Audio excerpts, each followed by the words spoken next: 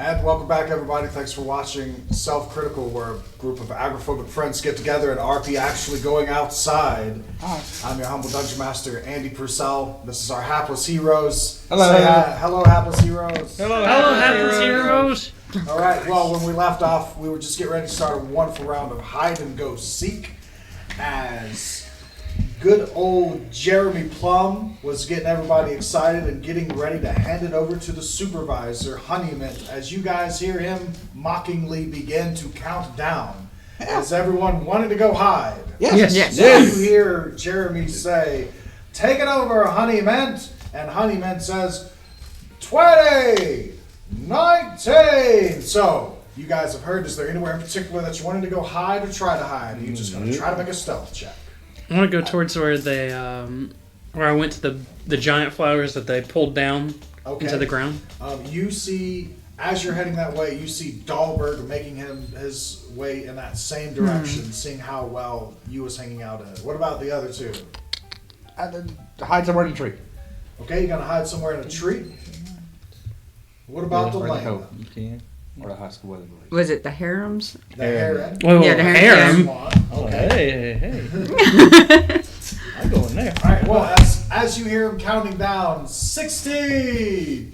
Right, everybody scrambles. The first one to make it to somewhere is you. You find a tree, and you're like, all right, this looks like a good nook. I want you to make your first stealth check, just a flat roll.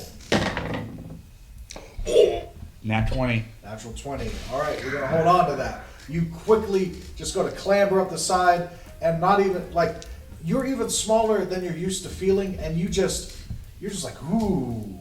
No wonder pixies like being so small, and you just like tuck behind a piece of bark that begin to fold away. You see Onyx just gone. You was making your way over to the flower bed. You see Dahlberg making his way over there. These flowers have played a trick on you before. They seem familiar. They're getting really chatty. Okay, before you try to hide, they're already talking you up. They're like, didn't he said I had the most silkiest petals last time he was over here? No, he said my red was much more blushing than your mere purple petals. And you just see them carrying on an argument and bickering. Is there anything you'd like to try to do as you see them just getting disrupted by making you the center of their attention in this argument?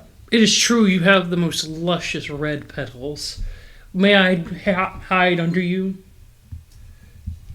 Okay. Well, the one that you complimented, you see it's taken its leaf and its petals grow even blushier red. In accepting that compliment, you will get advantage on the stealth check as you see it wiggle down to try to just make room for you under its leaves. So you get advantage on your stealth check. 14 plus dexterity, so 16. Okay, so 16, second roll. We're going with the 16. All right. So as you see the Genasi compliment one of these flowers, and it begin to help cover him up, you begin making your move into the same flower bed. As you are approaching as well, you see all of these flowers gossiping and just talking about who is prettier than who and how silky their petals are. And they just seem to want to include you into the conversation, but use you as a bartering piece of, I think he thinks I'm prettier. Is there anything that you would want to try to do to try to keep these from just making you the focus of attention? Oh, look, is there like something else around that they could gossip about? Like another, like the herons or the any other talking stuff that's grouped together? At the moment, in the flower bed, no. It seems like No, not in the flower bed. I'm talking about around the general area that they can see. Do a perception check. 19 plus 5, so 24. Okay. With a 24, as you're looking around, you see that no one has in this moment, as everyone is scattering, no one has seemed to pay attention to Biscuit, which is the hamster, and you find an opportunity to point that out. And I would like for you to give me. You can give a a persuasion check at advantage to get them to begin talking about the hamster instead of you. Right. So you get persuasion with advantage. All right. Let's see here. Oh God, it's not good either way. Is it 12? Nope. Okay. He made a 1 and a 2. A 1 and a 2. On the base, yeah. Okay. Well, at least it was an advantage. You get to roll a regular flat stealth check Yeah. unless your ranger ability gives you some special reason that you can hide in flowers. Well, as long as I'm like in the dark It is not dark. under the leaves. The leaves. It's gonna be a 16. Okay, 16. What did you have? Do you remember what yours was with advantage? You said a 16, I believe? Something like that. Okay, remember those numbers. How about the elf Delana? See the herons. Now, as you make your way over to the heron's nest, you notice that this heron is not just a regular bird. Her name is Beatrice. She's awakened. As you are discovering, most of the animals in this carnival are. Meaning, yes. What kind of awakening is she? Meaning, they have enough intelligence to converse with you in common. They can speak. Oh, I thought she was religious. No. They may be, you haven't talked to Beatrice enough to find out yet. However, you spend enough time roosting with her, one thing may lead to another. But just immediately as you begin working your way over to the nest, you see Beatrice does have a large nest. And as you begin kind of clambering over, you see her like, mighty weather we're having today, isn't it? It's so lovely. Did you see those stars overhead? It was beautiful. And so as she just begins chatting you up, is there anything you would like to try to do to kind of quiet her down, or see if you can try to hide here instead of carrying on a conversation all of a Can I have a sudden? sticky note?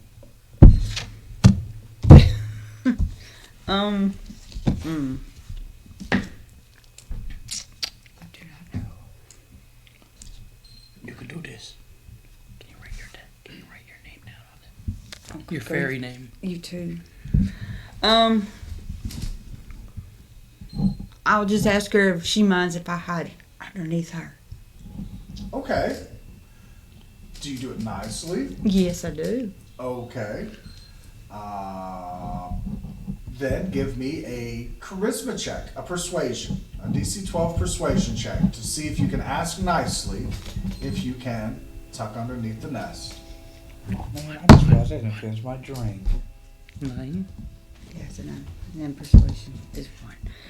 No. It was a 10. It's a 10. Yes. Well, as you ask, you see, it seems like she's so caught up in finally getting to chat with someone. It's one of the first events of the day, right?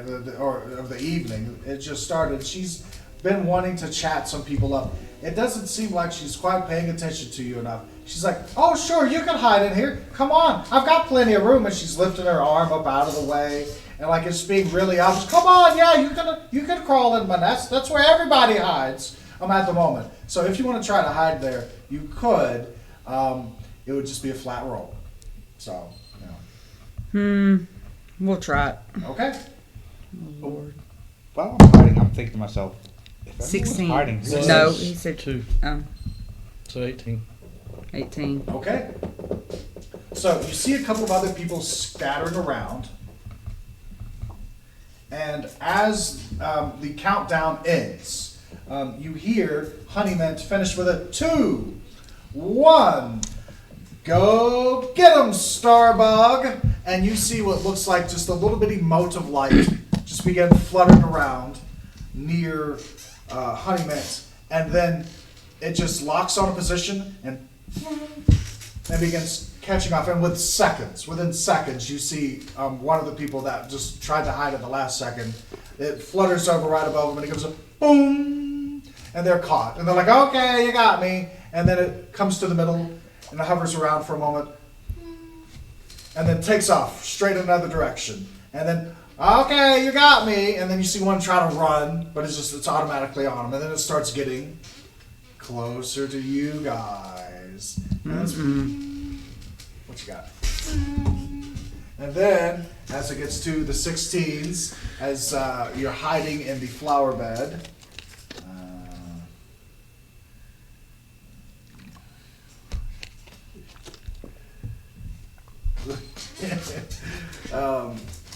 as it's getting close to the flower bed, you hear this. It began to check because it knows people like to be, in the certain hiding places. And with the 16s, all of a sudden it begins to catch you guys, and so you guys get taken out very quickly. Mostly because even though you were hiding, you hear one of the flowers begin muttering a little over its breath about you see, not to trust. The one that said I was beautiful, he's the one that's right. That other one, that man, he said we were weeds. And they're just like, oh no. And they're just like really getting up a ruckus in conversation again. And all of a sudden, that's when you guys get caught, is they start bickering again. And then so finally, just one after the other, everybody gets caught. And it looks like it gets to Wendy, it gets to Delana, and hiding over in the heron's nest. And as it comes up, the heron is like, see, this was the best hiding spot. He found you last. See, everybody. And then that's whenever you realize you wasn't the last person to hide. He kind of gave you away, though. And that's when Honeymint comes out and says, okay, who's the last hider? And as the mote of light hovers in the middle of the area, it gives you a few seconds to reveal yourself before it tries to find you itself. Do you reveal yourself or do you stay hidden? Never trust the Fae. No. So do you just keep staying hidden? I'm going to stay hidden, basically look, see if anyone else is coming out first. Okay. You wait for a few long seconds and you see it take off, and it seems to zip around very quickly, and it starts making a very obvious loop of circles that you can tell is getting closer and closer to proximity to you, and it's sort of giving you time as you're getting closer. It's becoming more obvious that you are the one until finally it starts getting real close to where you are, and it's giving you a chance to kind of step out from your hiding as everyone is waiting, because it's like, where is he? Where is he? We can't see him. And so finally it's like, wait, is that it? And so as you present yourself, everyone's like, oh, hey, there he is. And so as you are the last one to step out, you are applauded, and just the whole atmosphere of the place seems to just pick up. Everyone's excited. They're clapping. The pixies put down their little cups of nectar, and they give their little claps as they go back to gossiping back to each other. And you are awarded with a wonderful set of attractions and prizes. Ooh. Okay. You receive a packet of pixie dust that has two little golden wings on the back of it, where if you were to act like you were dropping it, it would start to flutter down, almost like one of those sycamore seeds, but with two wings. Inside of it is obviously pixie dust. And if you're wondering how pixie dust works, you sprinkle a little bit on it, on you or someone, and for an hour, that you have the ability to fly at your regular movement speed. That's powerful. It is. Pointless for me. I already have wings. So, but as this comes to an end, everyone is cheering. It seems to be about the end of the festivities for the Pixie Kingdom. And so they begin ushering everybody out to get ready for the next set of carnival goers and get ready for the next set of hide and go seek. You see everybody clambering off of Biscuit's wheel, and you see the hamster, have a good day, and starts just clumbering down to get the next cart down. Go ahead. As we're walking by, I say, bye, ladies, to the flowers. You see the deep red blushing flower try to bow, and as it does, it uses the back of its stem to push the others rudely out of the way some. You see them begin giving dirty looks at each other and gossiping. And as you start making your way, does everybody want to do any last things inside the Pixie Kingdom before you exit out? Can I get a drink to go? You certainly can. Definitely drinking to go. You grab a little drink, and as you step out and you will yourself to come back to normal size, you find that it is about the same size as a thimble, as where it was huge. As right before we leave out, I go over to where they do little candied stuff, and I take 4 good berries and I see if they can get them candied for me, give them back, Okay. and then hand each of us one as treats after we leave. Something. Okay, give me a persuasion check with advantage. Right. Because they are excited to see something magical. Not looking good. Persuasion sucks. 9. A 9. They look at it and they say that they would love to have one to try, but they don't think the candy would stick to it the way you would want it to work. Mm.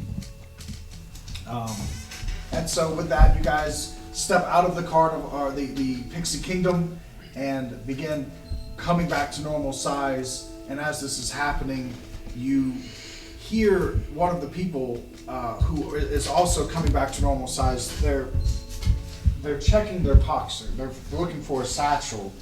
They open their satchel and they're doing that thing where they've checked the same satchel and pocket 4 times.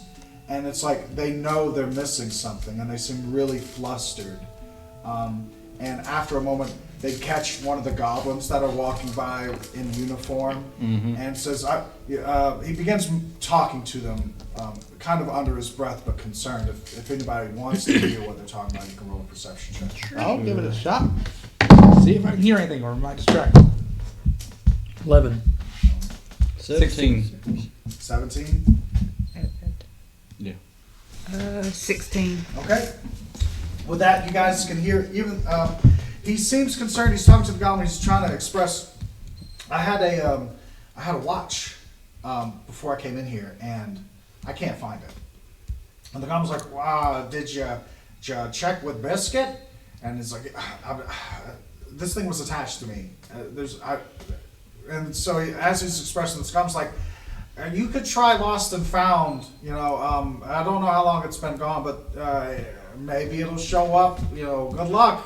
And he starts heading back, going back to doing what he was doing. And you see this halfling who's really flustered starts making his way over to Lost and Found, muttering under his breath. I'm going to ask the goblin.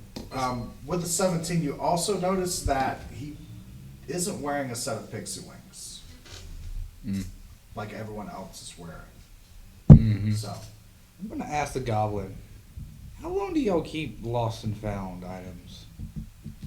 You catch him as he's walking off. He's like, "Eh? He looks you over. Lost and found. It just pretty much just stays there until somebody claims it. If it's lost, it's lost. If it's found, I hope it's around.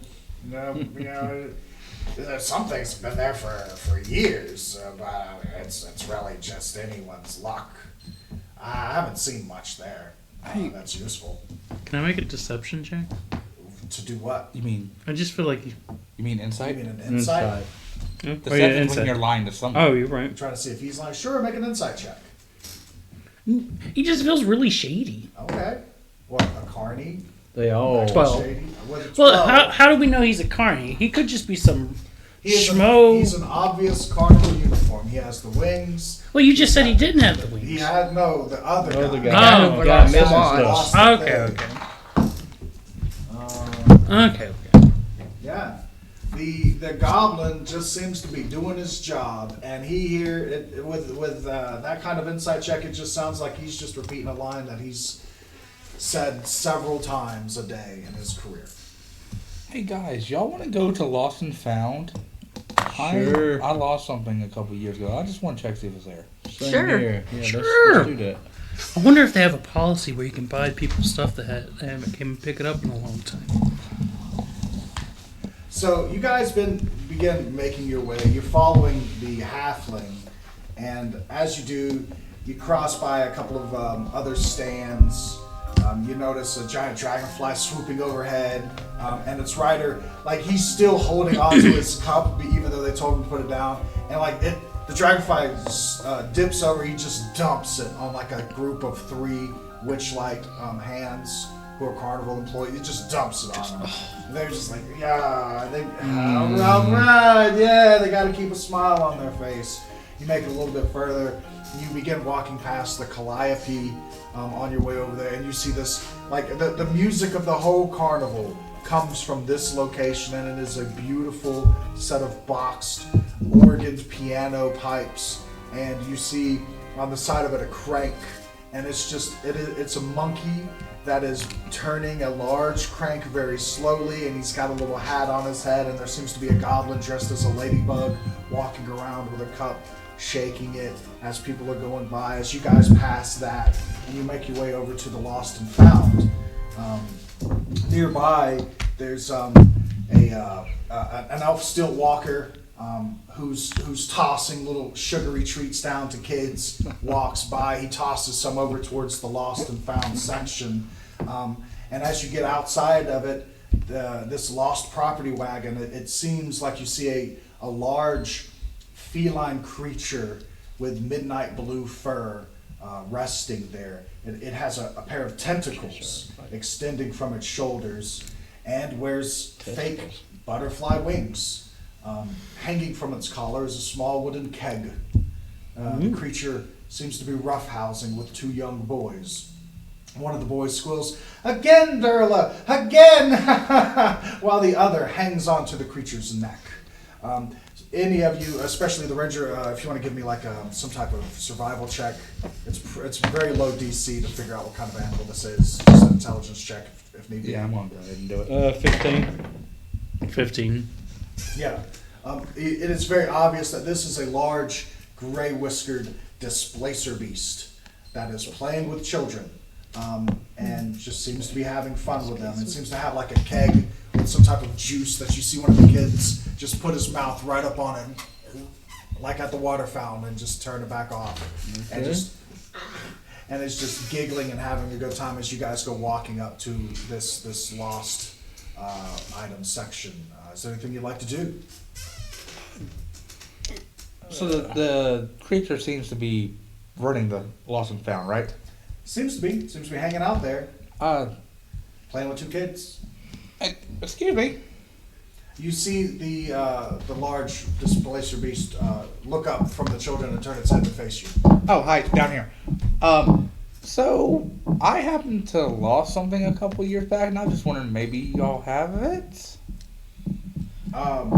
The displacer beast looks down at you and it says, "Hello, my name is Durlagron, and I do keep watch over things that are lost, that seem to find their way back. Maybe I can help you." And as he begins focusing his attention on you, you see the two children begin, getting distracted, and they're just rummaging around through just toys that are on the floor as you begin talking. What item might you have lost?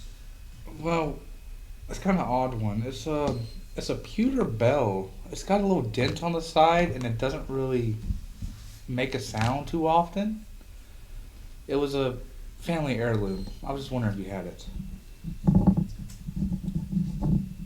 Durlagron he thinks about that for a moment, and he seems to look around, and it just the mood of the whole tent just seems to darken a little bit and tense up a little bit as he focuses his attention towards you, and he quietly says,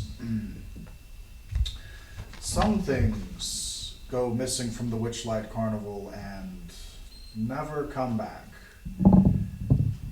You see, the thing is," and as he's about to explain it, you see his back tentacles perk up, and he turns and he sees one of the boys reaching into the back section of one of these boxes, and he pulls out like this large mirrored orb.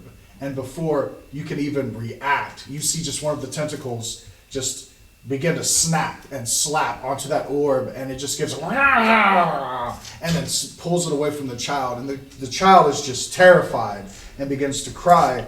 And as Durlagron realizes what he's doing, before he can apologize, just from this instinctive reaction, the child just bolts. The other child, being the brother, just looking in fear, and Durlagron quickly takes one of the other tentacles and begins caressing him. And so, "It's okay, I apologize for that." But you see just a quick reaction out of him when this happens. But you get the gist that not everything is found here, and sometimes things just go missing. Is there anything you'd like to do in this moment? That. What is that orb? Okay. Sorry. You're good. Oh, okay. Is there anything else anybody would like to ask or do in this moment? Just to see if they happen to found a flute. They Okay. got lost like 8 years ago. Okay. And also, I'm gonna do a perception check around, just in general, to kind of make sure ain't nothing shady going on around us. Okay. And I don't see squat. Okay. That one. The 3 Oh. plus, so I mean it was an 8, but still. You asked about the orb, and he tells you, kind of ashamed. This is one of the few personal possessions I keep. This was my son's star. He too is one of the things that have gone missing in this carnival and never returned. And you see him look concerned in the direction that the child ran. He goes to stand up, and he feels the other child cradling next to his side, and he looks and says, Could you do me a favor? Perhaps could you help catch the one that just ran away? His name is, what is it? And you see the other kid look up and say, Vero. His name's Vero. And could you catch Vero for me before he gets lost? His mother went going to get him some snacks. It would do me a great favor if you could. Sure.